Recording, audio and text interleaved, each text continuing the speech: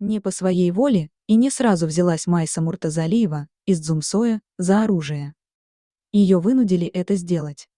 Всю ее семью преследовали из-за отца Джавадхана, старейшего и непримиримейшего врага большевиков. Один из активных борцов против белогвардейцев, член правительства независимого Северокавказского Эмирата, шейха Узун Хаджи в Чечне. Джавадхан с такой же энергией, как и с белыми, стал бороться и с большевиками после их воцарения на Северном Кавказе в 1920 году. Джавадхан был автором нашумевшего письма Ленину, в котором обвинял большевиков в лживости их обещаний предоставить малым народам национальное самоопределение, установить общественный строй социального равенства и справедливости, и приводил в доказательство своих обвинений конкретные факты. Понятно, что карательные органы большевиков прилагали все усилия для устранения столь опасного врага. С присущей чекистам жестокостью советская власть стала преследовать не только Джавадхана, но и всю его семью. Выйдя из застенок НКВД, недолго прожила и жена Джавадхана. Это привело к смерти и его малолетнего младшего сына. В конце 20-х или в начале 30-х годов старшая дочь Джавадхана, Майса, спасая себя и другого брата Хасмагомеда, вынуждена была скрыться в горах. Сначала она просто уходила из-под облав оперотрядов, затем стала помогать стиркой, приготовлением пищи обреческим группам и, наконец, защищая себя и своих товарищей, взялась за оружие. Немало карателей нашло ее меткие пули.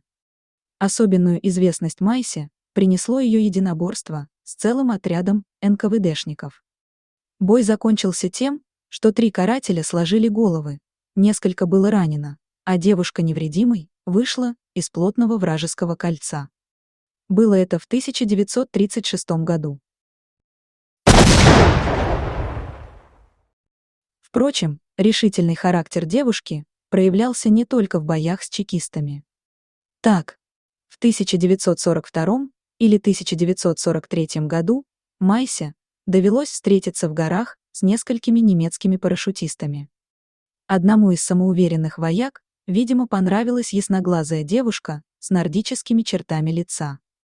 Но едва он допустил фамильярный жест, как тут же убедился, что на вид скромная и спокойная горянка не имеет ничего общего со встречавшимися ему раньше девушками. Опытный разведчик рухнул на землю с тяжелой раной в предплечье, не сумев даже уловить момент выстрела навскидку. 18 февраля 1944 года были арестованы Джавадхан Муртазалиев и его брат Аюб, а незадолго до этого, 15 февраля, был арестован и сын Джавадхана Хасмагомед. О Майсе в этих донесениях Берии не упоминается. А вот на обороте фотографии, которую кому-то удалось извлечь из чекистского личного дела Майсы Муртазалиевой, значится: арестована 7 марта 1944 года. Судя по этой фотографии, 26-летняя горянка очень многое испытала в застенках Грозненского КГБ. Джавадхан Муртазалиев со времени ареста исчез навсегда. Майса прошла чекистский конвейер в Грозном, в Ростове и в Москве. Затем она была выслана в Среднюю Азию вместе со всеми чеченцами и ингушами.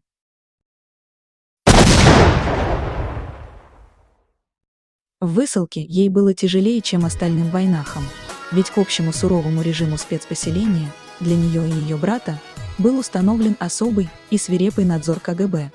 Впрочем, этот надзор над ними продолжился и после возвращения на родину. Умерла Майса Муртазалиева практически недавно, уже в наши дни, на рубеже веков и эпохи развала СССР.